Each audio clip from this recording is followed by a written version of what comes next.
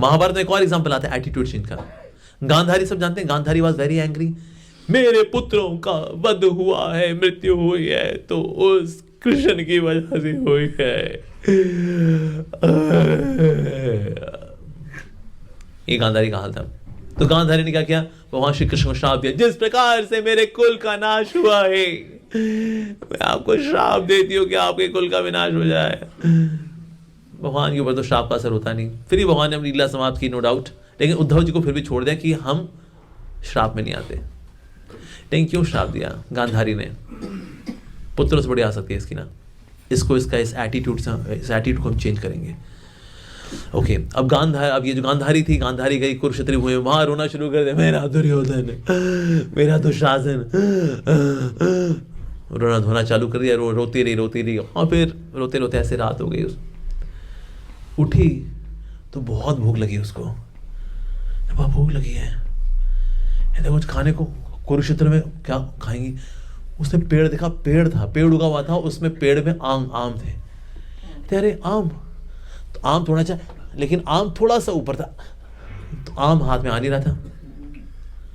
तो बगल से एक डेड बॉडी खींची, उसके ऊपर चढ़ी और फिर आम तोड़ना चाहा, फिर आम थोड़ा और ऊपर हो गया, फिर डेड बॉडी के ऊपर फिर एक और डेड बॉडी रखी, फिर छलांग मार के तोड़ना चाहिए, लेकिन आम हाथ नहीं आ रहा। फिर उसको फिर एक और डेड बॉडी रखी। ऐसे करते करते सुबह के 4 साढ़े 4 बज गए, ब्रह्म मुहूर्त हो गया। ऐसे टीला बना करके फाइनली उसने आम तोड़ लिया और वहीं की वहीं बैठ गई, वहीं की उसको चुप करके खानी पड़ी। यहाँ आम यहाँ लगा हुआ है, यहाँ गिरा हुआ है। तो भगवान कृष्ण आए, क्या गांधारी क्या कर रही हो? पूरा आम लगे हुए चेहरे पे, आम हाथ में गिटली है, चुपा हुआ आम है, फाड़ियाँ उसकी मेरी। आम खा रही हूँ, भूख लगी थी मेरा को। अच्छा आम खा रही है? कहाँ कौन सा रेस्टोरेंट है जहाँ पर तू आम खा रही है इस तरह से? रेस्टोरेंट? नीचे देखा, अपने 100 पुत्रों की लाश के ऊपर बैठ करके आम खा रही थी। भगवान कृष्ण बोला, ये इन्हीं पुत्रों के मोह में आकर के तूने मुझे श्राप दिया था, राइट? तो ये है तेरा मोह, इतना मोह है, इतना प्यार है कि उन्हीं की डेड बॉडीज पर बैठ के तू आम खा रही है। तू भगवान ने एक्सपोज कर दिया कि वास्तव में दुनिया में कोई किसी से प्यार नहीं करता, अल्टीमेटली सब खुद से प्यार करते हैं। That's it।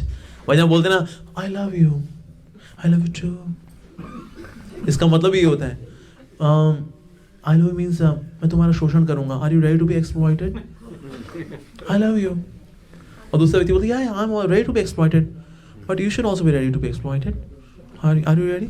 Yeah, I love you too। I love you too। Are you ready to get mutually exploited? Yeah, I love you। कोई किसी से प्यार नहीं करता, सब खुद से प्यार करते हैं। जब तक मेरी इंद्रियां तृप्त हो रही हैं सामने व्यक्ति से, प्यार प्यार प्यार प्यार प्यार प्यार, इश्क और मोहब्बत, yes, let's exploit each other। I love you too।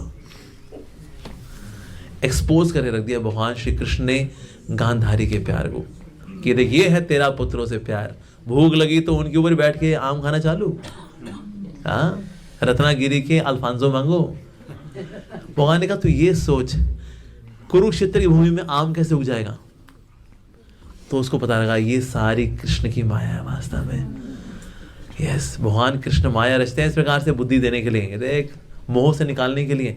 मोह में डालने वाले भी अल्टीमेटली वही हैं और निकालने वाले भी फिर वही हैं, प्रोवाइडेड हम उनकी शरण में जाएं। यस, उनसे विमुख हो जाएंगे ना, देन वी गेट इल्यूजन। लेकिन उनके सम्मुख हो जाएंगे, then then we are normal. जैसे आप देखा सूरज की ओर देखो, सूरज की ओर देखने के बाद अगर आप पलट लेते हो ना, तो आपको ऐसे कुछ इमेजेस नजर आती है, लाल पीली हरी नीली, लाल सर्कल पीले सर्कल लाल। देखा आपने, किसने देखा है? उसको बोलते हैं मोनोक्रोमेटिक इफेक्ट्स, राइट? पर क्या वहां पर होते हैं सर्कल ऐसे होते हैं, लाल पीले नीले होते हैं, लेकिन वो दिखते हैं, राइट? इल्यूजन कब आएगा? जब भगवान से विमुख होंगे ना, तो इल्यूजन नजर आएगा। लेकिन जब तक भगवान मुख रहेंगे, नो इल्यूजन। तो इसी तरह से भगवान ने एटीट्यूड चेंज किया। यस, कभी कभी एटीट्यूड ऐसे चेंज होता है, कभी कभी it comes like jolt.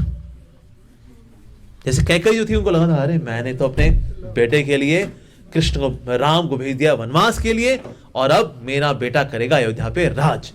Yes. उसके बाद भरत ने जो वाट लगाई ना कैकेयी की, अरे कैकेयी का एटीट्यूड ना उसी दिन आधे घंटे के अंदर ठीक कर दिया था। आधे घंटे का कुछ मिनटों में ठीक कर दिया। एटीट्यूड चेंज, पूरा चेंज। Attitude changes.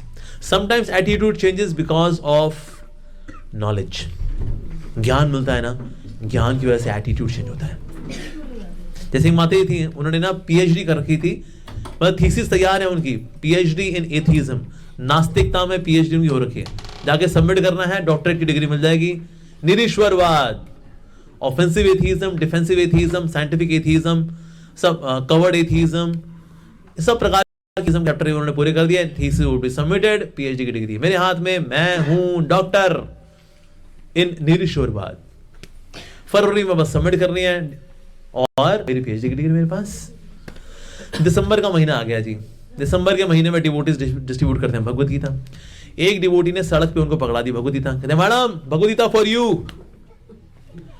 और उसको लगा वैसे तो मेरी थीसिस पूरी हो चुकी है, शायद एक आध चैप्टर इसमें से मिल जाए, तो उन्होंने वो भगवत गीता ले ली। उसके बाद माता जी ने भगवत गीता पढ़ी, चैप्टर 1, चैप्टर 2, चैप्टर 3। 3 चैप्टर पढ़ने के बाद उन्होंने लेफ्ट हैंड में ली अपनी थीसिस, राइट हैंड में लिया लाइटर, और दोनों का मिलन कराया, यानी सारी थीसिस हो गई स्वाहा आहा। उसके बाद माता जी ने कंटिन्यू किया, भगवत गीता पूरा पढ़ा, रात भर बैठ के पढ़ाई की।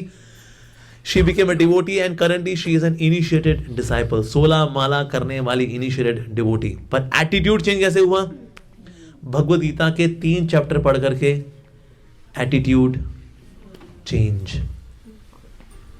तो कभी कभी नॉलेज से भी एटीट्यूड चेंज होता है, तो एटीट्यूड चेंज करना भी जरूरी है।